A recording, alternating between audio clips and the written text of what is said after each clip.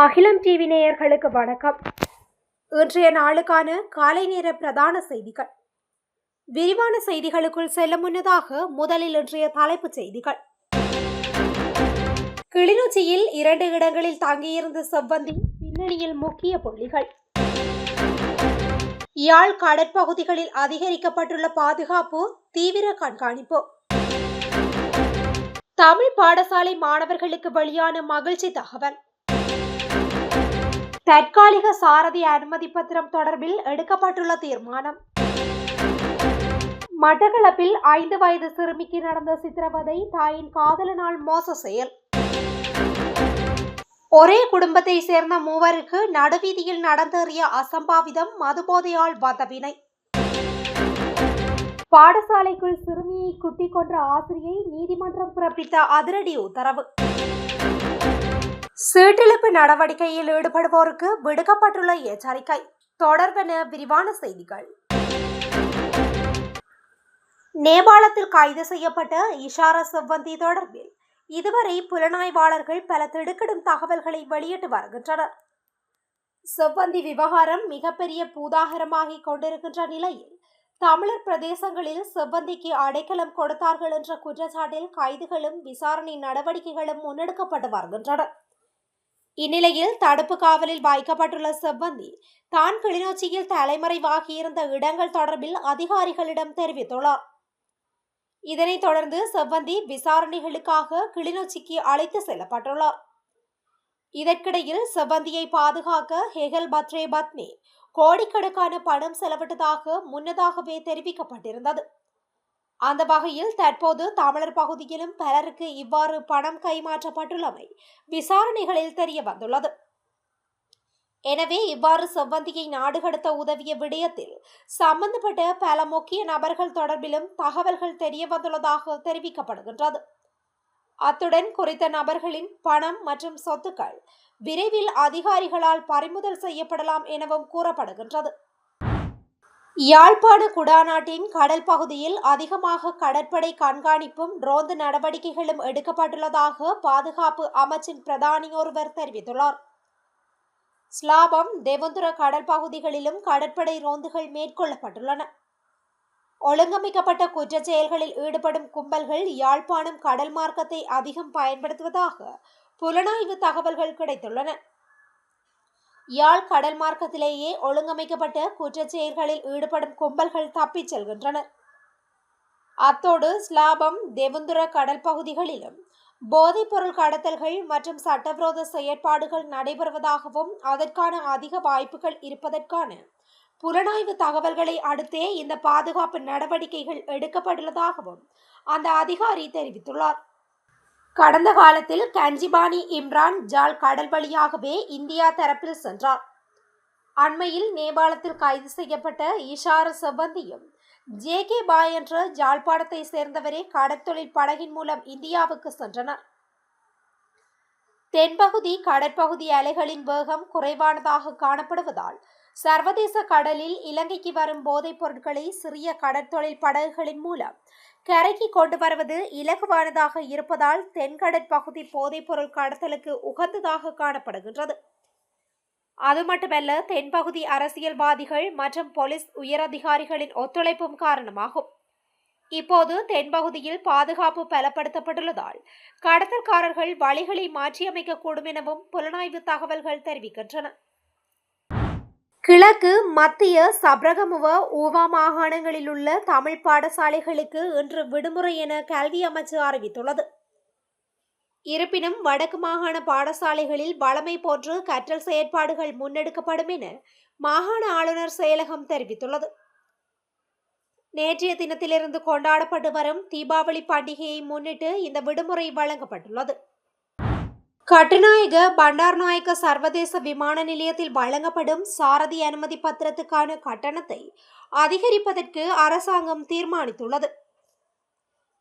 அதன் பிரகாரம் தற்போதைக்கு விமான நிலையத்தில் வழங்கப்படும் தற்காலிக சாரதி அனுமதி பத்திரங்களுக்காக அறவிடப்படும் 2000 ரூபாய் கட்டணம் விரைவில் 15,000 ரூபாவாக அதிகரிக்கப்பட உள்ளது.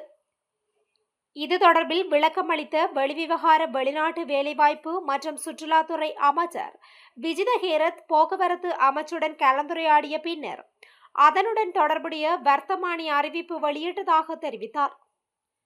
இருப்பினும் அந்த அறிவிப்பில் செலுத்த வேண்டிய தொகை அமெரிக்க டாலரில் குறிப்பிடப்பட்டுள்ளதால் அது ரூபாவாக மாற்றப்பட்டு அடுத்த வாரம் மீண்டும் குறித்த வர்த்தமானி அறிவிப்பு வெளியிடப்படும் என்றும் அமைச்சர் மேலும் குறிப்பிட்டார். இந்த வசதி எதிர்காலத்தில் வெளிநாட்டினருக்கு மட்டும் மட்டுப்படுத்தப்படாது என்றும் பல ஆண்டுகளுக்கு பிறகு நாடு திரும்பும் இலங்கையர்களுக்கும் பொருத்தமான கட்டணங்களை செலுத்துவதன் மூலம் அதை பெற முடியும் என்றும் அமைச்சர் சுட்டிக்காட்டினார். நமது நாட்டிற்கு வரும் வெளிநாட்டினருக்கு மட்டுமல்ல, இலங்கைக்கு வெளியே வசிக்கும் சுமார் 3.5 மில்லியன் இலங்கையர்களுக்கும் போக்குவரத்து அமைச்சு ஒரு முடிவை எடுத்தது. மட்டக்களப்பு கொக்கட்டிச்சோலையில் 5 வயதுடைய சிறுமி ஒருவரின் தாயாரின் சிறுமிக்கு உடல் முழுக்க சூடு வைத்து அடித்து சித்திரவதை செய்ததில் சிறுமி படுகாயமடைந்துள்ளார். இந்நிலையில் சிறுமி நேற்று முன்தினம் வைத்தியசாலையில் அனுமதிக்கப்பட்டதுடன் சித்திரவதை செய்த தாயின் காதலன் தலைமறைவாகியுள்ளதாக போலீசார் தெரிவித்தனர். குறித்த பிரதேசத்தை சேர்ந்த திருமணம் முடித்து 5 வயது சிறுமி ஒன்றுக்கு தாயான 23 வயது பெண் கணவரிடமிருந்து பிரிந்து வாழ்ந்து வாழ்கின்றார். சிறுமியின் தாயார் காத்தான்குடி போலீஸ் பிரிவில் உள்ள நாவட்குடா பகுதியை சேர்ந்த திருமணம் முடித்த ஆணொருவருடன் அறிமுகமாகி தொடர்பில் இருந்து வந்துள்ளார். இந்நிலையில் அவர் குறித்த பெண்ணுக்கு கொழும்பில் வேலை பெற்று தருவதாக தெரிவித்து அவருடன் 5 வயது குழந்தையையும் கொழும்புக்கு அழைத்து சென்றுள்ளார்.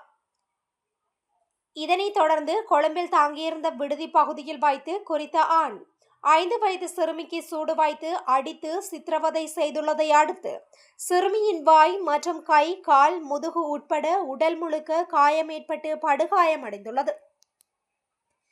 இதனை அடுத்து சிறுமியுடன் தாயார் கொழும்பிலிருந்து மீண்டும் வீட்டுக்கு வந்த பின்னர் ஞாயிற்றுக்கிழமை சிறுமியை மட்டக்களப்பு போதனா வைத்தியசாலையில் அனுமதித்துள்ளார். அத்துடன் கொழும்பில் வைத்து தனக்கு அடித்துள்ளதாக சிறுமி தெரிவித்துள்ளார் எனவும் போலீசாரின் ஆரம்பகட்ட விசாரணையில் தெரிவித்துள்ளதுடன் சிறுமியை சூடு வைத்து அடித்த நபர் தலைமறைவாகியுள்ளதாக போலீசார் தெரிவித்துள்ளனர். சம்பூர் போலீஸ் பிரிவில் உள்ள தங்கபுரம் பகுதியில் நேற்று 2 மோட்டார் சைக்கிள்கள் நேருக்கு நேர் மோதியதில் ஒரே குடும்பத்தை சேர்ந்த 3 உட்பட 5 படுகாயமடைந்துள்ளதாக போலீசார் தெரிவித்துள்ளனர். குறித்த பகுதியில் பயணித்துக் கொண்டிருந்த மோட்டார் சைக்கிள் மீது அதே பகுதியில் பயணித்த மற்றொரு மோட்டார் சைக்கிள் மோதியதில் இந்த விபத்து சம்பவித்துள்ளது. விபத்தில் தங்கநகரை சேர்ந்த 38, 18, 9 வயதுகளை சேர்ந்த ஒரே குடும்பத்தை சேர்ந்த 3 படுகாயமடைந்துள்ளதோடு மற்ற மோட்டார் சைக்கிளில் பயணித்த 35, 45 வயதுகளை சேர்ந்த இருவருமாக 5 படுகாயமடைந்துள்ளனர். காயமடைந்த 3 அவசர நோயாளர் காவு வண்டி மூலமும் 2 முச்சக்கர வண்டியிலும் மூதூர் தள வைத்தியசாலைக்கு கொண்டு செல்லப்பட்டனர். இந்த விபத்து இடம்பெற்ற இடத்திலிருந்து உடைவடைந்த நிலையில் மதுபான போத்தல்களும் கைப்பற்றப்பட்டுள்ளன.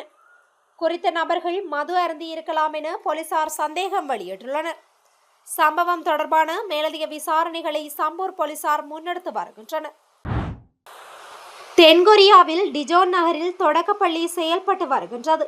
இந்த பள்ளியில் மியோக் ஜேவான் என்பவர் ஆசிரியையாக செயல்பட்டு வந்தார். இதனிடையே கடந்த பிப்ரவரி 10 பள்ளியில் படித்து வந்த ஹிம்ஹா நியூல் என்ற 8 வயது சிறுமியை ஆசிரியர் மியோக் ஜேவான் பள்ளியில் உள்ள கழிவறையில் வைத்து கத்தியால் குத்தி கொலை செய்தார். பின்னர் தானும் தற்கொலைக்கு முயன்றுள்ளார். இதனை அறிந்த சக ஆசிரியைகள் இருவரும் ஆசிரியரையும் குழந்தையையும் மீட்டு மருத்துவமனையில் அனுமதித்தனர்.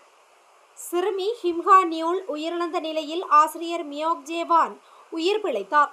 இதனை அடுத்து மியோக் ஜேவானை கைது செய்த போலீசார் அவரிடம் விசாரணை நடத்தினர். விசாரணையில் மன அழுத்தத்தில் இருந்த ஆசிரியர் மிஜோக் சிறுமி ஹிம்ஹா நியூலை கொலை செய்தது தெரிய வந்தது. இதனை அடுத்து மியோக் சிறையில் அடைக்கப்பட்டார். அவர் மீது வழக்கு விசாரணை நடைபெற்று வந்தது. இந்நிலையில் சிறுமியை கொலை செய்த மியோக் மீதான வழக்கு தென்கொரிய கோர்ட்டில் இன்று நடைபெற்றது. இதில் சிறுமி ஹிம்ஹா நியூலை ஆசிரியர் மியோக் குத்தி கொலை செய்தது உறுதியான நிலையில் அவருக்கு ஆயுள் தண்டனை விதிக்கப்பட்டது. அதேவேளை மியோக்கிற்கு மரண தண்டனை விதிக்க வேண்டும் என்றும் ஆயுள் தண்டனையை எதிர்த்து மேல்முறையீட்டு செய்ய போவதாகவும் கொல்லப்பட்ட சிறுமியின் பெற்றோர் தரப்பில் தெரிவிக்கப்படுகின்றது. தேசிய லொத்தர் சபையின் அதிகாரப்பூர்வ லோகோ மற்றும் பரிசு விநியோக நிகழ்வுகளை பயன்படுத்தி மோசடி செய்யப்படுவதாக எச்சரிக்கை விடுக்கப்பட்டுள்ளது. இவ்வாறான போலி கேசினோ வணிகங்கள் மற்றும் போலி ஃபேஸ்புக் கணக்குகள் குறித்து தேசிய லொத்தர் சபைக்கு தகவல் தெரிவிக்கப்பட்டுள்ளது. இதுபோன்ற மோசடி வணிகங்களில் ஈடுபட வேண்டாம் என தேசிய லொத்தர் சபை பொதுமக்களை கேட்டுக்கொண்டுள்ளது. தேசிய லொத்தர் சபையின் லொத்தர் சீட்டிழப்பு நடவடிக்கை ஒவ்வொரு நாளும் இரவு 9:30 மணிக்கு சுயாதீன தொலைக்காட்சி சேவையில் நடைபெறுகின்றது. மேலும் அதன் மறு ஒளிபரப்புகள் தேசிய லொத்தர் சபையின் ஃபேஸ்புக் கணக்கு மற்றும் சுயாதீன தொலைக்காட்சி சேவையின் யூடியூப் சேனல் மூலம் ஒளிபரப்பப்படுகின்றது.